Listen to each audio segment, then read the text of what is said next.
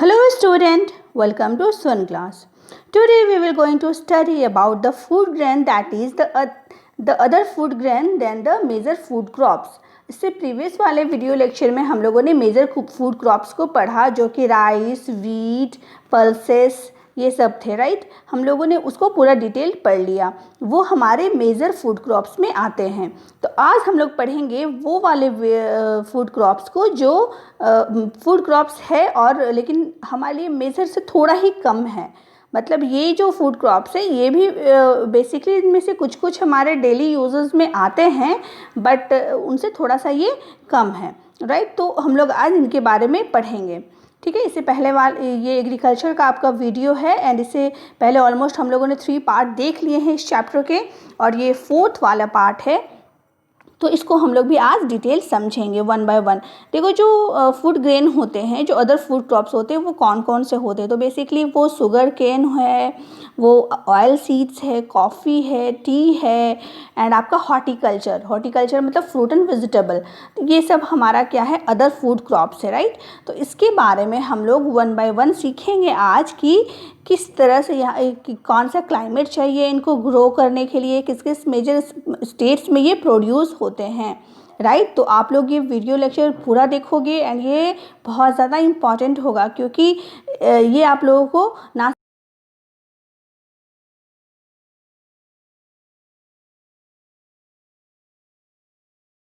Life तो वो कहाँ से आ रहा है एंड वो किस तरह से वो प्रोड्यूस होता है। So let's start our today's video. सबसे पहला वाला जो टॉपिक है, इसमें हम लोग सबसे पहले वाले क्रॉप्स को देखते हैं, वो है शुगर केन। शुगर केन को हम लोग गन्ना बोलते हैं, राइट। एंड हम लोग इसके बहुत सारे अलग अलग नाम हैं। तो इसको बेसिकली हिंदी में क्या बोला जाता है, गन्ना बोला जाता है। तो देखो, इसका जो इम्पॉर्टेंस है उस पर हम लोग वन बाय वन डिस्कस करते जाएंगे। It is grow in tropical and सब ट्रॉपिकल रीजन। मतलब ये किस टाइप का क्रॉप है, किस टाइप की फसल है। तो ये वैसी फसल है जो ट्रॉपिकल में भी होती है एंड सब ट्रॉपिकल में भी होती है। अब आप लोग कन्फ्यूज़न मत करना कि व्हाट इज़ ट्रॉपिकल एंड सब ट्रॉपिकल, क्यों, क्योंकि ये 9th में आप लोग पढ़ चुके थे। क्या पढ़े थे, एक बार रिकॉल कर लेते। यहाँ पे इक्वेटर वाली लाइन थी हमारी, राइट, रिमेंबर। ये इक्वेटर लाइन जो इंडिया के बीचों बीच से जाती है, तो नीचे इसके ट्रॉपिकल्स रीजन होते हैं एंड इक्वेटर के ऊपर क्या होते हैं, सब ट्रॉपिकल होते हैं। तो जो ट्रॉपिकल रीजन हमारा होता है वो क्या होता है, वो थोड़ा गर्म होता है, थोड़ा उसका जो क्लाइमेट होता है वो थोड़ा सा हाई और गर्म सा होता है। एंड सब ट्रॉपिकल में जो क्लाइमेट होते हैं वो लगभग नॉर्मल होते हैं, वो ज़्यादा गर्म नहीं होते हैं, राइट। तो ये समझ में आ गया, ट्रॉपिकल एंड सब ट्रॉपिकल। ये नीचे वाले हिस्से, इक्वेटर के नीचे वाले पार्ट को हम लोग ट्रॉपिकल रीजन बोलते हैं एंड इसके ऊपर वाले पार्ट को हम लोग सब ट्रॉपिकल रीजन बोलते हैं। तो ये जो शुगर केन है, इसकी क्या इंपॉर्टेंस है कि it grow in tropical and सब ट्रॉपिकल क्रॉप। मतलब कि ये ट्रॉपिकल रीजन में भी होता है, ये यहाँ पे भी होता है एंड ये यहाँ पे भी होता है। ये इक्वेटर लाइन के इधर सब ट्रॉपिकल रीजन में भी होता है, ये ट्रॉपिकल रीजन में भी होता है, राइट। इसके बाद हम लोग इसके अदर इम्पॉर्टेंस को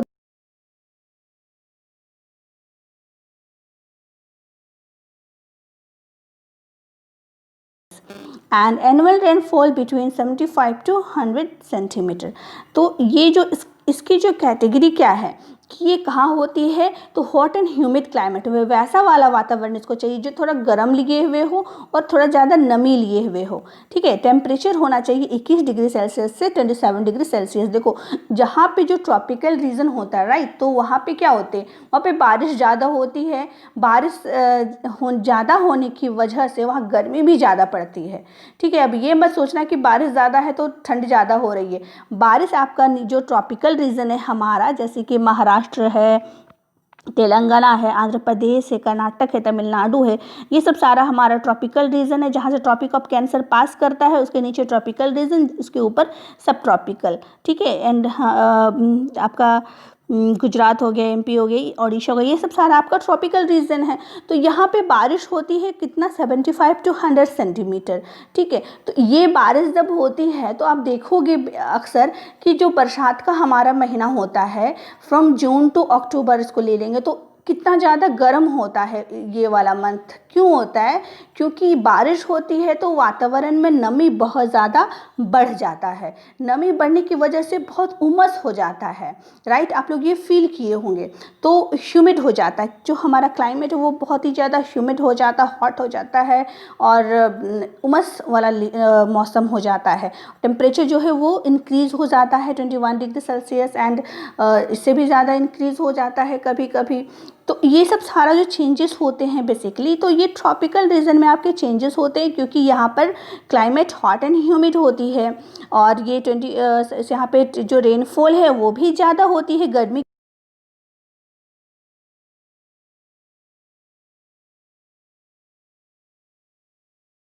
ट्रॉपिकल रीजन में गर्मी ज़्यादा होती है तो बारिश भी ज़्यादा होती है। तो बात है कि ये सब ट्रॉपिकल क्रॉप भी है, वो क्यों है इसको हम लोग आगे पढ़ेंगे, ठीक है? It can be grown on variety of soils and need manual labour. ये जो शुगर केन का क्रॉप है आपका, तो ये जो है ये इसको थोड़ा सा इसमें मतलब ये मैनुअली काम होता है, ठीक है? क्योंकि ये जो शुगर केन के आप जो ये क्रॉप्स देख रहे हो, तो ये बेसिकली ये क्रॉप्स जो है इसमें लेबर मैनुअली काम करते हैं। इसको सोविंग में, इसके हार्वेस्टिंग में, यानी कि इसको लगाने के टाइम भी मैनुअली इसको लगाते हैं। बहुत ज़्यादा लेबर की आवश्यकता होती है इसमें वैरायटी ऑफ बहुत सारे सॉइल्स में ये ग्रो कर सकता है एंड इसको हार्वेस्ट करने में भी लेबर की आवश्यकता होती है। India is the second largest producer of sugarcane after Brazil. Brazil के बाद Brazil is the first largest producer and India is the second largest. हम लोग जो है हमारा इंडिया वो सेकंड लार्जेस्ट प्रोड्यूसर है शुगर केन का। देखो शुगर केन से क्या क्या बनाया जाता है, तो it is the main source of sugar, गुड़, खांडसारी एंड मोलेसिस। मोलेसिस मतलब शीरा, उसको शीरा बोलते हैं हिंदी में। तो इससे चीनी बनाए जाते हैं, गुड़ बनाए जाते हैं, खांडसारी बनाए जाते हैं एंड शीरा बनाए जाते हैं। ये चार चीज़ जो है हमारी शुगर केन क्या कहते हैं, sugarcane is the main sources of these things, ठीक है? तो अब हम लोग बात कर रहे थे कि ट्रॉपिकल एंड सब ट्रॉपिकल वाला, फिर से वहाँ पर आते हैं। Major producing states are UP, Maharashtra, Karnataka. देखो यूपी है, फिर महाराष्ट्र है आपके, ठीक है? ये देखो, इसको फिर से हम लोग देख लेते हैं कौन कौन सा बेस है। यूपी है, महाराष्ट्र है, कर्नाटका है, ठीक है, तमिलनाडु, आंध्र प्रदेश है, राइट?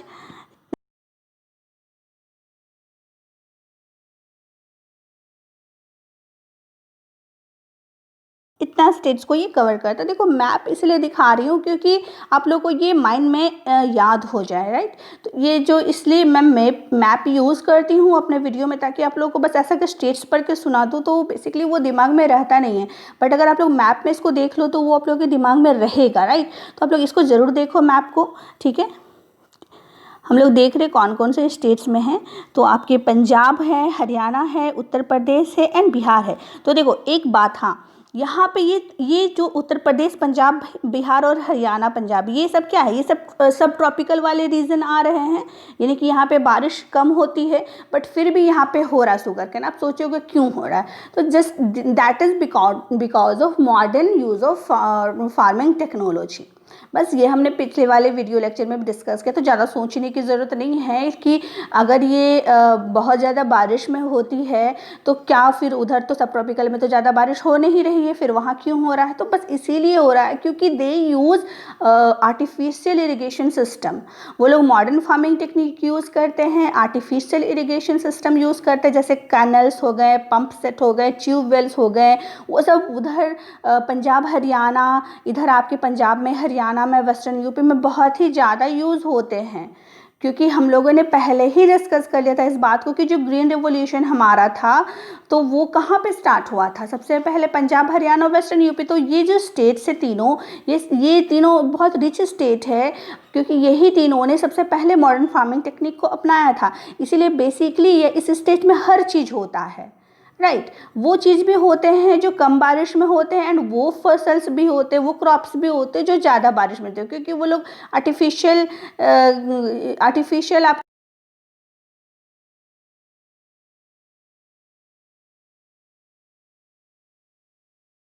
जो लोग उनको यूज़ कर करके अपने क्रॉप्स को कल्टीवेट कर लेते हैं। ठीक है, इधर ट्रॉपिकल रीजन में कौन कौन सा है, महाराष्ट्र है आपका, तेलंगाना है, आंध्र प्रदेश है, कर्नाटका है एंड तमिलनाडु है। तो ये आपके शुगर केन क्रॉप के बारे में सारे फीचर्स थे। तो आई होप कि आप लोगों को ये शुगर केन क्लियर हो गया। नो नेक्स्ट हमारा क्रॉप्स की ओर चलते हैं जो है ऑयल सीड्स। देखो शुगर केन हम लोगों ने भी देख लिया, अब हम लोग नेक्स्ट चलते हैं। ऑयल सीड क्या होते हैं, वही होते हैं वही तेल जो हम लोग यूज़ करते हैं ना अपने घर में ऑयल्स, बस तो वो ऑयल कहाँ से बनते हैं, तो ऑब्वियसली वो फैक्ट्रीज से बन के आते हैं। तो फैक्ट्रीज में ऑयल का जो रॉ मटेरियल होता है वो क्या होता है, तो वो ऑयल सीड्स होते हैं, राइट। ये जो ऑयल सीड्स है तो इसी से वो तेल बनाए जाते हैं जो हम लोग बेसिकली खाने के लिए यूज़ करते हैं, और भी अदर चीज़ में वो यूज़ होता है, उसको हम लोग पढ़ेंगे। ठीक है, तो वो जो तेल होता है तो बेसिकली ऑयल जो होते हैं उसके ऑयल सीड्स होते हैं जो हम लोग क्या करते हैं, उसको हम लोग प्रोड्यूस करते हैं। तो कौन कौन से ऑयल सीड बेसिकली प्रोड्यूस होते हैं हमारे यहाँ, आप देख सकते हो, ग्राउंडनट, बादाम, मस्टर्ड, सरसों, कोकोनट, सीसमम यानी कि तिल जो होता है हमारा, soybean, castor oil, cotton seed, line seed and flower. ठीक है, इतने सारे हमारे ऑयल सीड्स होते हैं, यानी कि इतने सारे सीड्स से हम लोग तेल निकालते हैं। बादाम का तेल होता है, हम लोग सुने हैं, सरसों के तेल होते हैं, नारियल तेल होते हैं, तिल का तेल होता है, सोयाबीन तेल होता है, कैस्टर ऑयल होता है, लाइन सीड्स होते हैं। ये सब हम लोगों ने सुना हुआ है ऑलरेडी, आप लोग भी सुने हुए होंगे, है ना। तो ये सब जो होता है, ये क्या होता है, तो ये बेसिकली आपके जो फ्लावर्स में वो मत कर,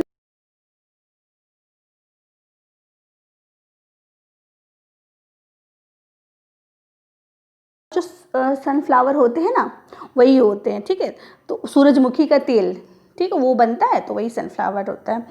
तो ये जो सीड्स होते हैं, India was the second largest producer of groundnut after China. ठीक है, जो बादाम जो होता है तो 2014 में हमारा इंडिया सेकंड लार्जेस्ट प्रोड्यूसर था चाइना के बाद ग्राउंडनट का। It is a kharif crop. Gujarat, Rajasthan and Tamil Nadu is the largest producer of groundnut. ये किस टाइप की क्रॉप है, तो ये एक खरीफ क्रॉप है। अब रबी और खरीफ क्या है ये मत पूछना आप लोग, क्योंकि पिछले 2 वीडियो से मैं ये डिस्कस कर रही हूँ कि what is rabi crop, what is kharif crop. तो अगर आप लोगों को याद नहीं होगा तो आप लोग जाओ एंड जो प्रीवियस वीडियो लेक्चर है उसमें आप लोग देख लो। ठीक है, तो उसको अभी हम रिपीट नहीं करने वाले। तो ये बेसिकली एक खरीफ क्रॉप है जो कहाँ होता है, कहाँ कहाँ पे स्टेट्स में होते हैं, गुजरात में होते हैं, राजस्थान में, तमिलनाडु में होते हैं। Linseed and mustards are rabi crops. जो लाइन सीड है और मस्टर्ड, लाइन सीड यानी कि अलसी का तेल होता है, और मस्टर्ड यानी सरसों का तेल जो होता है वो रबी क्रॉप्स है। और सीसमम खरीफ क्रॉप्स है। सीसमम जो होता है तिल का तेल होता है वो भी खरीफ क्रॉप्स है। और कैस्टर जो है, कैस्टर ऑयल, वो both rabi and kharif crop है। यानी कि कहने का ओवरऑल मतलब क्या है कि जो ऑयल सीड्स है तो इसमें कुछ कुछ आपके रबी क्रॉप से, कुछ कुछ खरीफ, यानी कि कुछ कुछ आपके गर्मी के दिनों में बोए जाते हैं एंड कुछ कुछ आपके ठंडे के दिनों में बोए जाते हैं। ठीक, different oil seeds are grown approx 12% of the total crop area of the country. मतलब पूरे कंट्री का जितना क्रॉप्ड एरिया है, ठीक है, जो ट्रॉपिकल रीजन में आता हो चाहे वो सब ट्रॉपिकल रीजन में आता हो, तो उसका 12% हमारा ऑयल सीड प्रोड्यूस करता है India.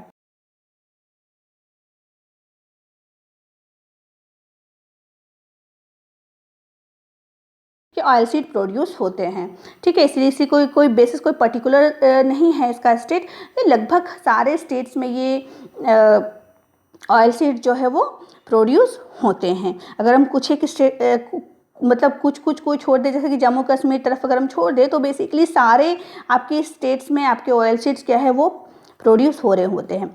Mostly of these seeds are used as cooking mediums and some of these are used as raw material। जो मोस्टली ये जो कुकिंग सीड्स होते हैं तो इसको ज़्यादातर हम लोग खाने में यूज़ करते हैं, जैसे कि सरसों के तेल से खाना बनता है, कोकोनट ऑयल से बनता है, सोयाबीन ऑयल से बनता है, एंड कुछ कुछ जो होते हैं वो रॉ मटेरियल होते हैं इंडस्ट्रीज़ के लिए। कुछ साबुन वगैरह बनता है, उससे कॉस्मेटिक्स बनते हैं, मेडिसिन बनते हैं। ठीक है, ये सब कुछ कुछ सीड्स को रॉ मटेरियल के लिए यूज़ किया जाता है, कुछ कुछ हम लोग खाने के लिए यूज़ करते हैं। ठीक, ऑयल सीड। नेक्स्ट हम लोग चलते हैं टी। टी भी हमारा एक इम्पॉर्टेंट फूड क्रॉप है जो हम लोग बेसिकली इसको डेली यूज़ करते हैं। आई होप कि सब कोई को, बहुत सारे लोगों को चाय बहुत ज़्यादा पसंद होगा, तो उसके बारे में हम लोग चलते हैं कि वो किस तरह से बनाया जाता है।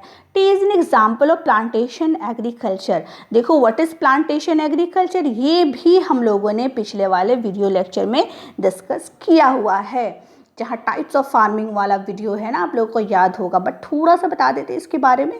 देखो प्लांटेशन एग्रीकल्चर क्या होता है कि इसमें बहुत बड़े ज़मीन में, बहुत एकड़ में फैला हुआ ज़मीन में हम लोग एक सिंगल क्रॉप की खेती करते हैं, राइट। याद रखना व्हाट इज़ प्लांटेशन एग्रीकल्चर। तो प्लांटेशन एग्रीकल्चर वो होता है जिसमें हम लोग बहुत एकड़ में फैला हुआ ज़मीन में हम लोग एक सिंगल प्लांट की खेती करते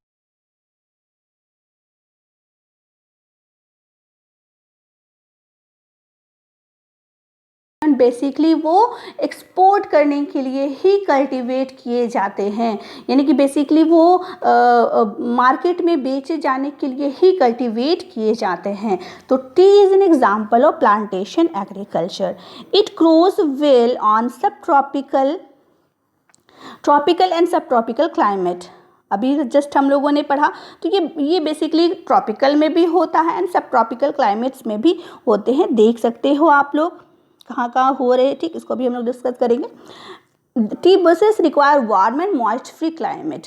ठीक है, ये जो टी की जो बुशेस होती है, क्योंकि ये झाड़ियों में होती है, ये देखो जो चाय की पत्ती होती है ना, तो वो बेसिकली ये इस तरह से ग्रो करती है। तो इसको चुना जाता है अच्छी अच्छी लीव्स को, एंड उसको फिर इंडस्ट्री में, फैक्ट्रीज में, इंडस्ट्रीज़ में जा कर के उसको चाय की पत्ती बनाई जाती है। ठीक है, तो बेसिकली ये जो झाड़ी होती है, ठीक ही, इसको warm and moist free climate चाहिए, इसको उमस वाला वातावरण नहीं चाहिए, इसको गर्म मतलब हल्का गर्म रहे, और कैसा हो, आपका क्लाइमेट मॉइस्ट फ्री, यानी कि उमस नहीं हो, स्वेटी ना हो ज़्यादा, और अच्छा वाला टेम्परेचर चाहिए इसको। It need deep and fertile well drain soil rich in humus and organic matter. अब देखो ये जो मिट्टी भी, ये नहीं कहीं भी उग जा सकती है, इसकी मिट्टी को बहुत डीप और फर्टाइल होना होगा। इसकी जो रिक्वायरमेंट है, ठीक ही, तो इसकी जो मिट्टी होती है वह बहुत वेल ड्रेन्ड, यानी कि सूखी हुई मिट्टी होनी चाहिए, और बहुत डीप होना चाहिए, बहुत फर्टाइल होना चाहिए, और ह्यूमस में रिच होनी चाहिए, एंड ऑर्गेनिक मैटर में भी वो रिच होनी चाहिए। इतनी सारी क्वालिटी चाहिए, उसमें जरा से भी पानी नहीं हो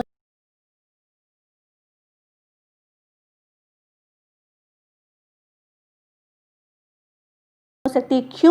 क्योंकि प्लेन एरिया में अगर बारिश होगी तो पानी का तो कुछ कुछ अंश रहेगा ही ना। सॉइल क्या करता है, वाटर को एब्जर्व करता है। बारिश होगी प्लेन एरिया में तो वाटर का कुछ कुछ तो हिस्सा रहेगा ही, लेकिन ये कैसे वाले एरियाज़ में होती है, ये हिली एरिया में होती है बेसिकली, जहाँ पे पानी आपका नहीं रहता है। ठीक, हम लोग जानते हैं ये शीशनुमा खेत बना करके टेरेस फार्मिंग में टी को उगाया जाता है। बारिश होती है, सारा पानी आपका नीचे आ जाता है। क्योंकि इसकी रिक्वायरमेंट है वेल ड्रेन्ड सॉइल, मिट्टी जो है वो सूखी हुई होनी चाहिए बिल्कुल, तभी ये टी की खेती होती है, टी की जो क्रॉप्स उगाया जाता है। It is a labour intensive industry, it require abundant cheap and skill labour. इसमें एक स्किल्ड लेबर की ज़रूरत होती है, इसमें बहुत सारे लेबर्स की ज़रूरत होती है, क्योंकि ये इस टाइप का ही काम है, ये मशीनरी काम नहीं है। ठीक है, ये मशीनरी काम नहीं है। क्यों? क्योंकि मशीन अगर हम लगाएंगे हार्वेस्टिंग में, इसको उखाड़ने में, तो वो सारी की सारी पत्तियां उखाड़ के लेकर चल जाएगी। बट बेसिकली टी में हमें क्या करना होता है, तो आप जैसे ये पिक्चर देख सकते हो, तो इसको इस तरह से चुनना होता है अच्छी अच्छी पत्तियों को। ये देखो आप, क्योंकि इसके बीच में ये जो बसेस होती है, टी बसेस ना, इसके बीच में छोटे छोटे जंगली पौधे भी उग जाते हैं, राइट। जब ये झाड़ियों को, जब ये टीच को लगाया जाता है ना, टी को प्लांटेशन जब किया जाता है, तो बीच बीच में थोड़े थोड़े अनवांटेड क्रॉप्स भी उग जाते हैं, तो उनको छांट छांट के ये सिर्फ अच्छे वाले टी लीव्स को ही अपने बैग में डालती है। लेबर्स, जो भी लेबर्स होते हैं, वो अच्छे वाले पत्तियों को बैग में डालते हैं, फिर तब जाके उनको इंडस्ट्री में ले जाया जाता है, तब वहाँ से वो चाय की पत्ती बनाते हैं, जो हम लोग यूज़ करते हैं अपने घरों में। ठीक है, तो बेसिकली इसके लिए मशीन की आवश्यकता नहीं होती, क्योंकि मशीन थोड़े ना पहचानेगा कौन सी पत्ती को तोड़नी, कौन सी को नहीं, वो तो सारा का सारा उखाड़ देगा। इसलिए इसमें लेबर की ही आवश्यकता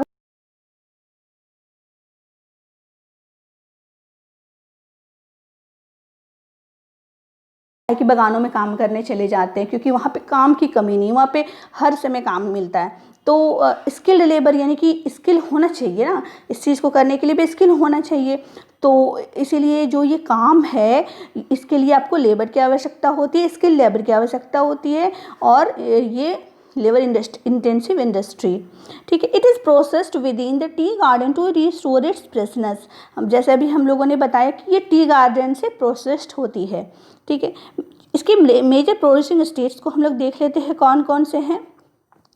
असम, दार्जिलिंग, वेस्ट बंगाल, तमिलनाडु, हिमाचल प्रदेश, उत्तराखंड, मेघालय, आंध्र प्रदेश एंड त्रिपुरा। जैसे अभी हम लोगों ने पढ़ा ये ट्रॉपिकल एंड सब ट्रॉपिकल दोनों है, तो इसीलिए ये क्या है, दोनों में होते हैं। इन 2014 India was the second largest producer after China. China के बाद सेकंड लार्जेस्ट प्रोड्यूसर हमारे इंडिया ही था टी प्रोड्यूसिंग में, ठीक है। देख लो एक बार फिर से कहाँ कहाँ होते हैं। हिमाचल प्रदेश, उत्तराखंड, उत्तर प्रदेश, बिहार, अच्छा ये बिहार का भी नाम यहाँ पे आ गया, नहीं ये बिहार नहीं, ठीक है, कुछ डिफ़ॉल्ट हो यहाँ पे, ठीक है। तो असम, दार्जिलिंग, देखो इस साइड वाले स्टेट्स में आपके जितने ईस्टर्न स्टेट्स हैं, तो ईस्टर्न स्टेट्स में होते हैं असम, दार्जिलिंग, वेस्ट बंगाल, तमिलनाडु यहाँ पे है, हिमाचल प्रदेश से, उत्तराखंड यहाँ ऊपर में है, ठीक है, आंध्र प्रदेश आपके यहाँ पे है, और एंड त्रिपुरा। तो ये त्रिपुरा, इतना सारे स्टेट्स में ये पाया जाता है। अच्छा बेसिकली एक चीज़ और इम्पॉर्टेंट बात रह गई, ये जो टी था ना, ये तो हमारे लिए, हमारे पास ये जो टी है ना, ये हम लोगों की देन नहीं है। बेसिकली जब यहाँ पे हम लोग जानते हैं कि यहाँ पे जब ब्रिटिश काल था, तो वो लोग टी ले करके आए थे, ठीक, ये याद रखना, वो लोग ही टी यूज़ किए थे फर्स्ट।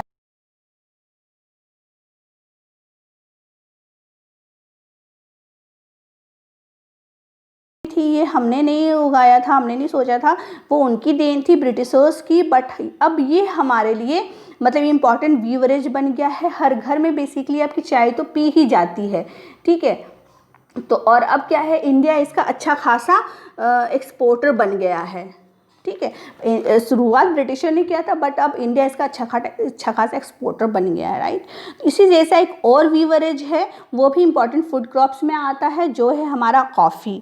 तो कॉफ़ी भी हमारा ये भी एक इम्पॉर्टेंट बीवरेज है, इसको भी लोग बहुत ज़्यादा पसंद करते हैं, बहुत ज़्यादा प्रीफर करते हैं पीना। और कॉफ़ी क्या है, हम देखते हैं कि इंडिया में 2014 की बात करें तो 3.5% of the world coffee production India जो प्रोड्यूस कर रहा था, वो 3.5% पूरा वर्ल्ड का प्रोड्यूस कर रहा था हमारा इंडिया, ठीक है। एक इसमें अरेबिका वैरायटी होता है, कॉफ़ी की बहुत सारी वैरायटीज़ होती है, बट एक वैरायटी होता है उसका अरेबिका वैरायटी, उसका नाम है, जो यमन से लाया जाता है हमारे कंट्री में प्रोड्यूस करने के लिए, ठीक है। अरेबिका वैरायटी की कॉफ़ी को यमन से लाया जाता है, और ये जो अरेबिका वैरायटी होती है, तो ये है इस जो ये कॉफ़ी होता है ना, इस किस्म का कॉफ़ी का पूरा वर्ल्ड में मांग है अरेबिका वैरायटी का, और ये हमारे यहाँ प्रोड्यूस होता है, ठीक है। तो इसीलिए भारत क्या है, हमारा जो इंडिया क्या है, वो कॉफ़ी के लिए पूरा वर्ल्ड फेमस है हमारा जो इंडिया, क्योंकि अरेबिका वैरायटी की बेस्ट कॉफ़ी होती है। वो कहाँ होती है, तो वो पहले बाबा बुदन हिल्स, वो कर्नाटक में है, बाबा बुदन हिल्स, वहाँ पे होती थी कल्टीवेट। इसके बाद ये नीलगिरी में भी होती है, केरला एंड तमिलनाडु में भी अब होने लगी है। तो बेसिकली ये आपके साउथ में ही होती है ज़्यादा, क्योंकि इसको जो होने के लिए बहुत ज़्यादा हॉट क्लाइमेट की ज़रूरत,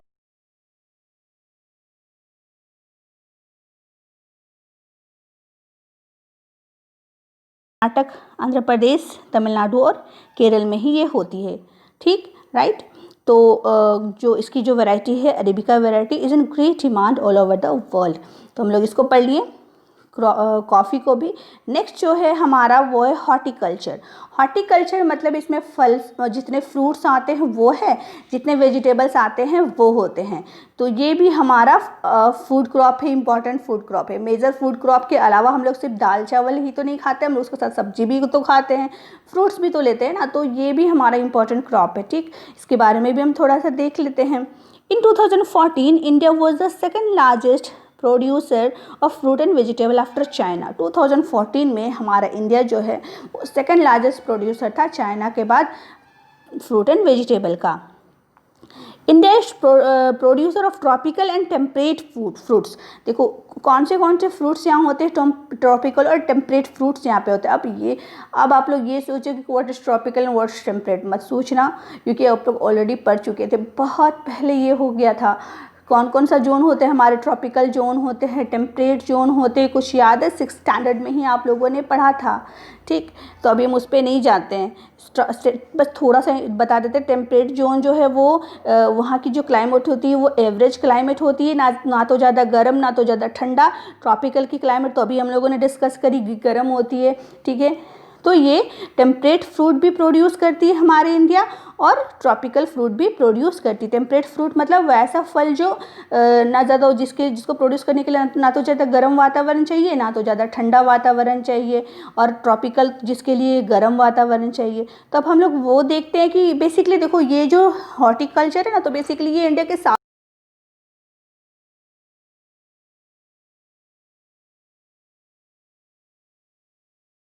सिर्फ अपने घर में खाने के लिए ही अपने खेतों में लगा देते, तो बेसिकली इसका कोई पर्टिकुलर स्टेट नहीं है, क्योंकि ऑल ओवर इंडिया उगाई जाती है ये फल फ्रूट। तो इसी वजह से हम लोग देखते हैं, चलो कौन कौन सा स्टेट में क्या क्या उगाया था। मैंगो जो हमारा आम है वो Maharashtra, Andhra Pradesh, Telangana, UP and Bengal, west Bengal, ये सारे स्टेट्स में हमारे मैंगोज़ ज़्यादा कल्टीवेट होते हैं, वो एक्सपोर्ट भी करते हैं, उसको बेचते भी। ऑरेंजेस हमारा नागपुर और चेरापूंजी में होते हैं।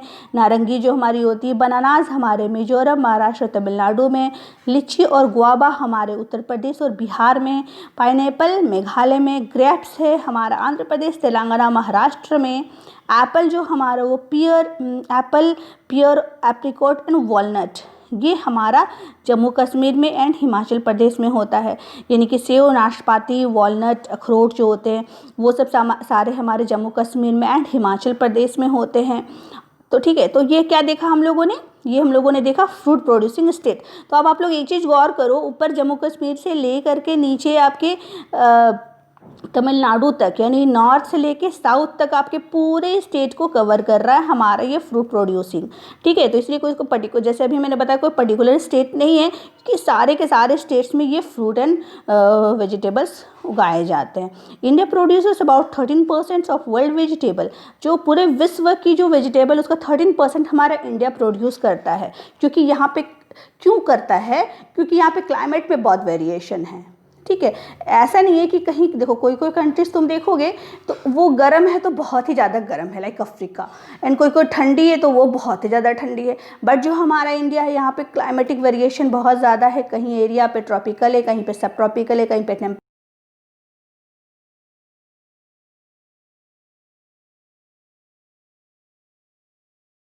जैसे यहाँ पे फ्रूट एंड वेजिटेबल भी मतलब सारे तरह के फ्रूट एंड वेजिटेबल हो जाते हैं, जो गर्म में भी होते हैं वो भी हो जाते हैं, जो ठंडी में भी होते हैं वो भी हो जाते हैं, जो टेम्परेट मतलब नॉर्मल सीजन में जो होते हैं वो भी हो जाते हैं।